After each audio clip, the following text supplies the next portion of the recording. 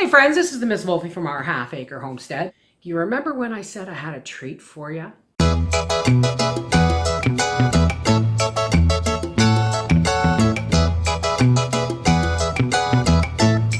So today, and this is the closest to a script I'm ever going to get because I had to print some stuff off. Do you remember me telling you about Aunt Jane? My little Aunt Jane? Marilyn's one of her children. And so therefore she's my cousin. And she married John Williams. After the pig roast, Marilyn and John wanted to come up for a visit. And I thought, you know what? This is a wonderful opportunity, if he will do it, for me to introduce you to another fascinating member of my family.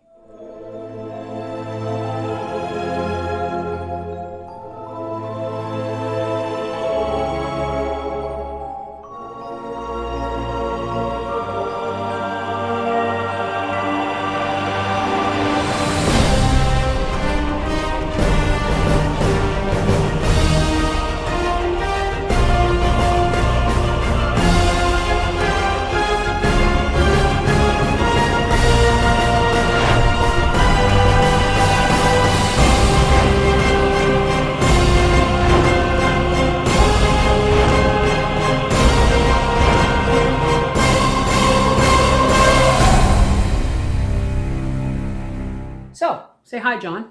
Hi, and hi to everybody out there. John Williams, famous, world famous motorcycle hill climber. And in 2009, you were inducted into the Motorcycle Hall of Fame of Canada, right? Right. Ladies and gentlemen, please welcome into the Canadian Motorcycle Hall of Fame, John Williams. And how did that feel? Well, I felt great. And you know, one thing, it gave me an opportunity to thank everybody. I'm 5-time world champion hill climber, and I didn't get to be that on my own. It was a Canadian team effort. And a family team effort, too. It was a family team effort. My last 13 years of hill climbing was with my 2 sons. And my wife also took over when my mechanic went back to Japan for 3 years. She took over as chief pit crew, and we won 2 more world championships with her at the helm. All I did was ride the motorcycle, and it was a bit of a chore. Some of the hills that we're going up are 600 feet high, and we're running at speeds of 100 miles an hour, and the motorcycles run on rocket fuel. They run on 100 proof nitro, propylene oxide, and nitrous oxide. Yeah. The only time I've ever seen nitrous oxide, you know, outside of a hill climb is in like Gone in 60 Seconds, the movie where they press that red button and the car goes. That's it. It just doubles the horsepower. And my mechanic, Nick Kemp, he put the engine together and he did all the mechanical stuff. I could read it as we're going up the hill. I could, uh-oh, we need 2 more teeth.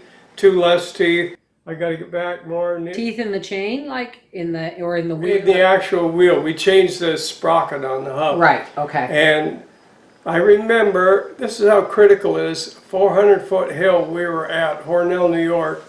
And my son took off, coming up the hill, and he got up about, 150 feet. It's 400 feet to the wire. And he was all over the place, just fighting the motorcycle, and he crashed. So I pulled him off the side path, and I said, Greg, what are you running? He said, I'm running a 42 tooth on the back sprocket. I said, go down and put 40 on. That would make the chain looser, like well, more. Oh no, it doesn't affect the chain, it affects the gearing on the motor. Okay. So what I told him, I said, you're out of motor 100 feet up the hill, your motor's just screaming, you're not going anywhere, you need to load it up. So put from the 42, put a 40 tooth on the back wheel. He went down and he set the hill record for the day. Awesome. He said, Dad, I couldn't believe it. I just sat there and it flew. Well, but that said it all. Dad, I couldn't believe it because Dad was the first one. Johnny, when was your very first Hill climb? hill climb? I had a chance to get involved in it through this friend of mine, Kenny Hatton, and he was hill climbing in Canada at that time, the only hill climber left. Yeah. And he said, you got to find a Harley 45 WR motor. But I thought you drive a Honda. Well, that was later on. That's Okay. how it progressed. So I remember there was a Harley dealer on College and Bathurst, and I worked at King and Bathurst. And I would go up there every week, and this Slim Thompson, who used to hill climb, worked there on the counter. And he'd see me coming in. This one day, he put his elbow on. He said, you really want to go hill climbing, don't you? I said, man, I got it. He said, okay, here's my address, Weston Road. You be there tonight at 7:30. So I drive up there an hour early. I go past his place. I want to make sure I'm not late. I go to the restaurant, have a bite to eat. 7:30, I'm right at his place. As I drove into the driveway, he had the garage door open and a light shining on this hill climber. I thought, I can't believe it. Yeah, I couldn't believe it. He said, there's a hill climber. He said, if you want to get started, I'll sell it to you for $175. I bought the hill climber, and that weekend, he said, well, go up here, there's a subdivision that they're just starting. And I went out there, and he showed me how to do the controls. So I took off, and he forgot to tell me there's no brakes on it. I give it a shot, and I shut it off, and here's this big mound of dirt, and I couldn't get it stopped, and I ran right into it, and I head over in. This guy had a car, and two little kids were on the street, and the guy come running over. He says, if you're going to be here next Sunday, I'm coming back and see that again, he says. That's how I got started hill climbing. So when was your first professional one? My first professional one, they didn't do hill climbing here in Canada, only one a year at Heidelberg, was down in Rochester, New York. We got there, and here's this 350-foot hill, all grass. Oh, God. And I took off, and I crashed partway up the hill. And we had two events and two rides in each event. Yeah. I took the second ride, I crashed again. I took the third ride, and I crashed again. I had one ride left, and I thought, well, maybe I'll get up a little further this time. I wound it up and took off, and I'm going up the hill, and the front end's coming up, and it just flipped, and my face went whack right into the hill. Ow. And I thought, So we got the bike down to the bottom, and this one fella come over, this Dick Dresser, he rode a Triumph.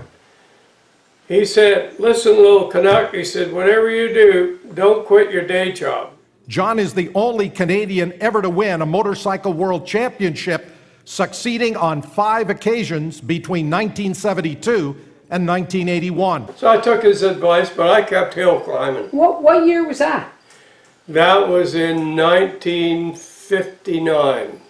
Wow. So I hill climbed for 35 years, and so I went on so much with that particular machine, full well realizing that I couldn't win on it, but I liked it so much I was hopeful I'd get at least in the top 10.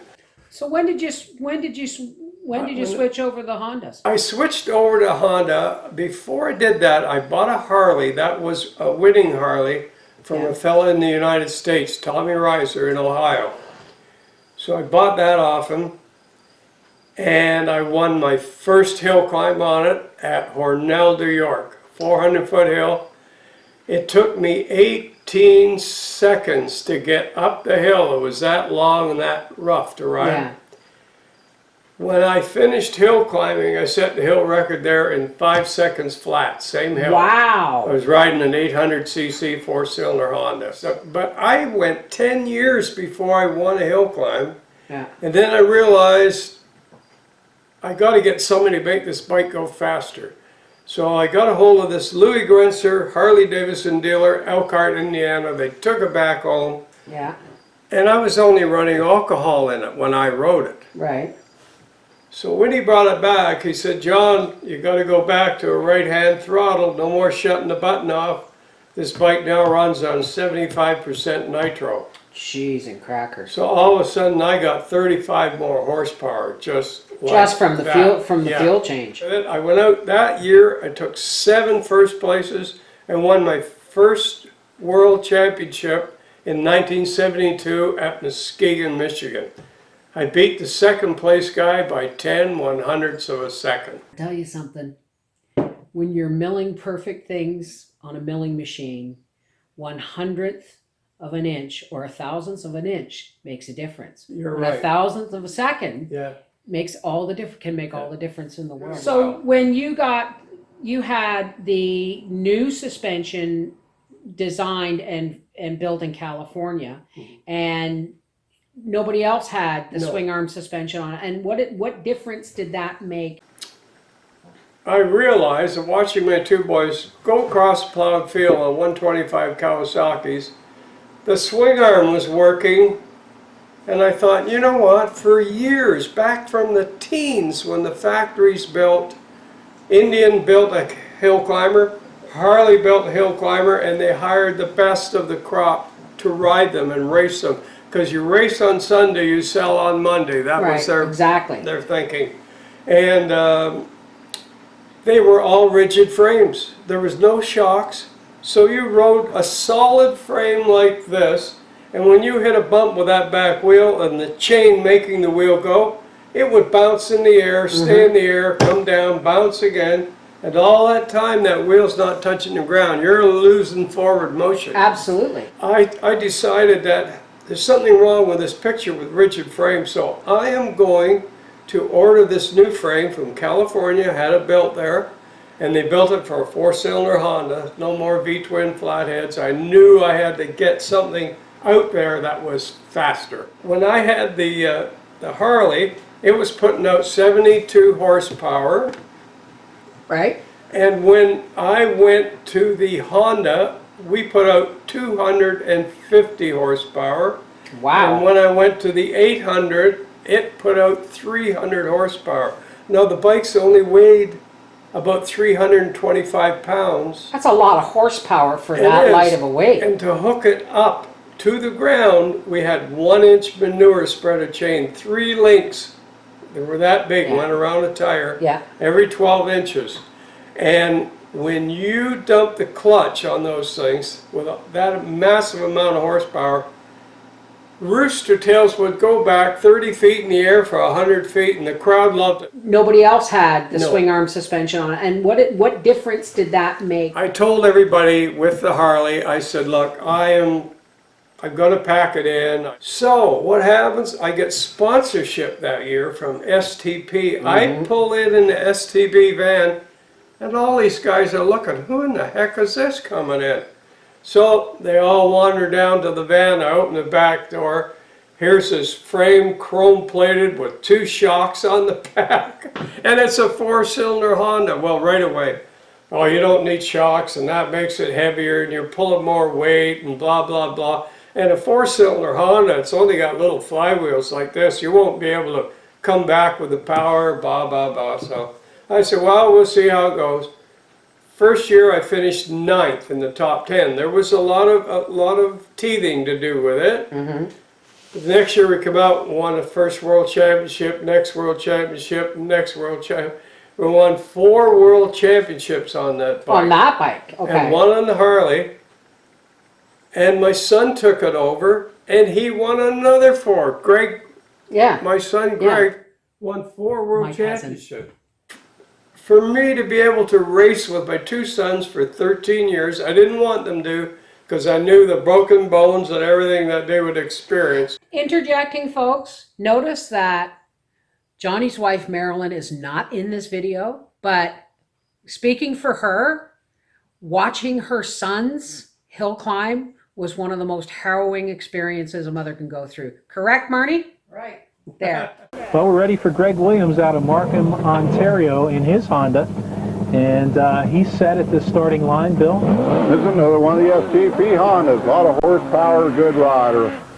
Watch him attack this hill. He'll keep that bike straight. He'll set way back on it, and he goes fast. Boy, a very good run for number 28, Greg Williams, right to the top of the hill. Very direct, very clean.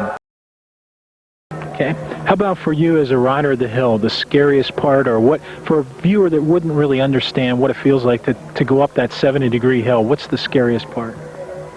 I don't know if this particular hill there's not so much of a scary part to it, but the first part of the hill, this first 60 feet, you got to have your timing right when you come over that first breaker, because that's where you win or lose the hill climb on this hill climb. And you got to make sure that you get shut down at the top. I've gone off here a few times, and I was laid up for almost a week last year. Did some pretty permanent damage because my boots don't fit me the same way they used to, but I was fortunate. I really didn't break anything seriously. Just listen to that motor. Look at that ride. That motorcycle is moving. That was a very good ride.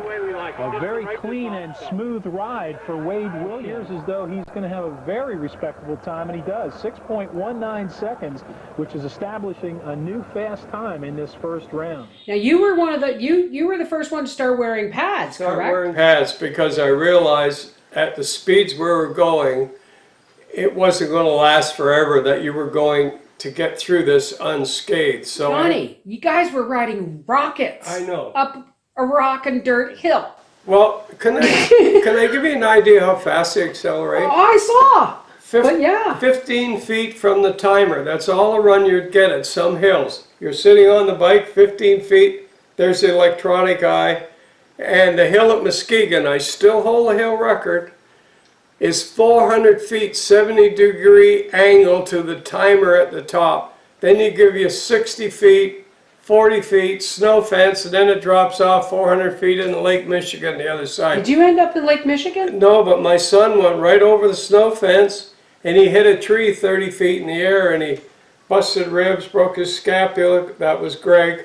And I helped carry him down in the stretcher down the stairs. And Jeez.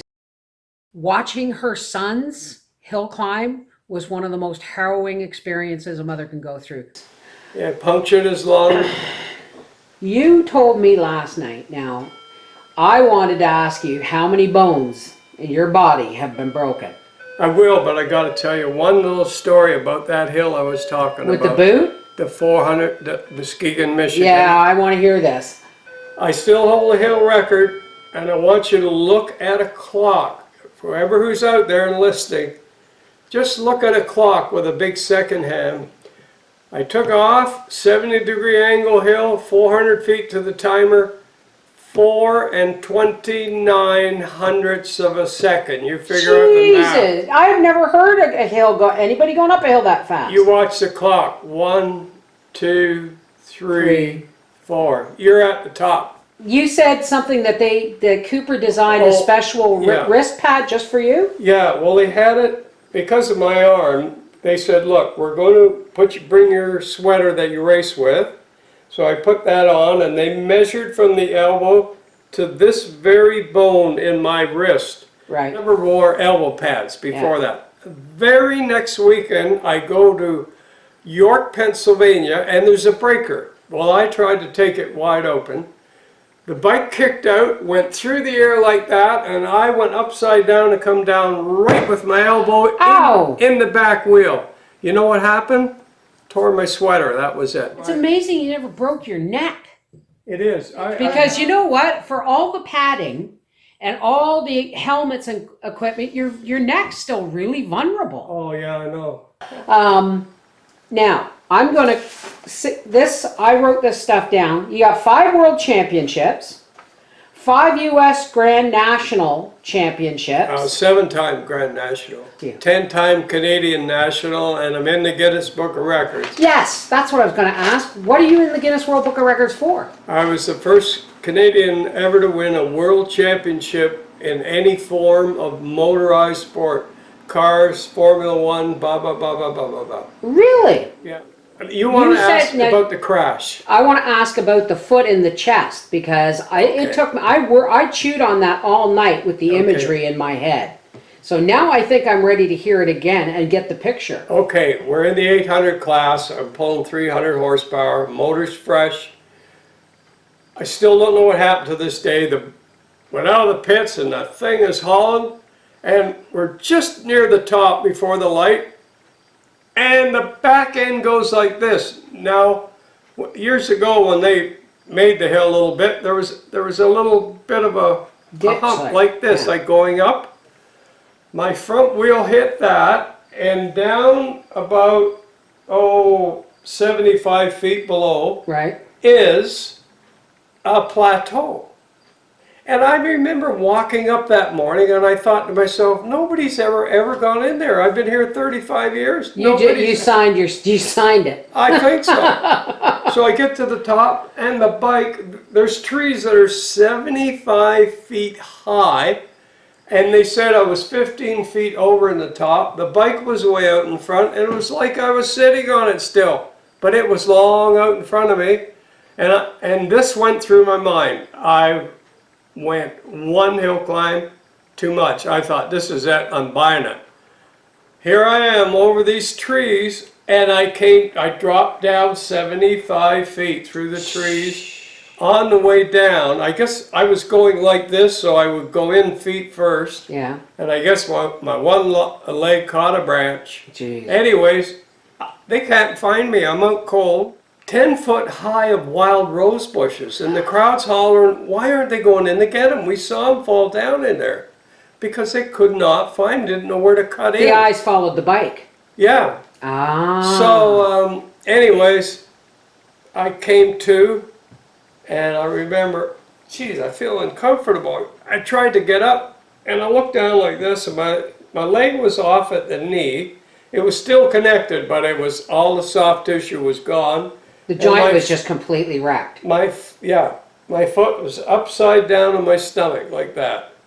And I remember just taking my leg, I shouldn't have done it maybe, and I just put the leg down. You could do it because at that point it's still numb. Yeah, and I passed out again, and then somebody found me. Yeah. And Was that your last hill climb? That was the very last hill climb ride. There was 10,000 people there, and they all thought I was dead. And the referee told me, I thought you were dead, man.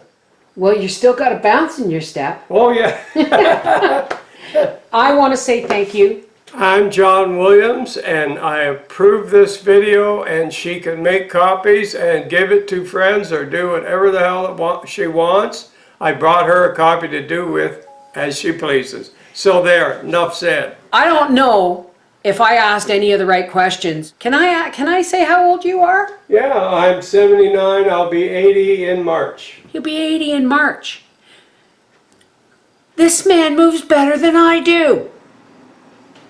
If you didn't have an angel, Johnny, I don't know who didn't. I had a whole group of them. Yeah.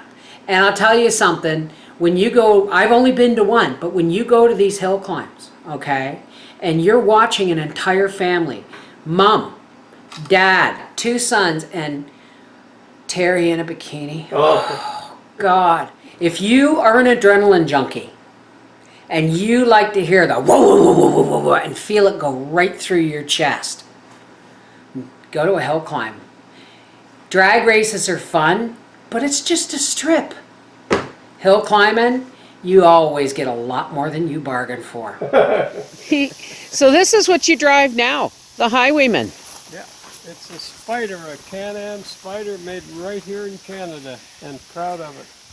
So you guys are going off on a little tootle. We're heading up to Mount Laurier. That's My jacket, if I have my heated jacket, but I don't. You have a heated jacket? Oh yeah. It's full And so, holy crap, what are these things? This controls it. It can make it light, higher heat or lower heat. For, This is for the grits. This is for the jacket. and this is, for the heat for the seat. She wants it disconnected. I love you. And there they go, folks. 78 and 79 years old, and they know what keeps them happy. Their love of life never ceases to amaze me. I hope Howie and I are half that mobile in 20 years. Take care, God bless. I hope you enjoyed this.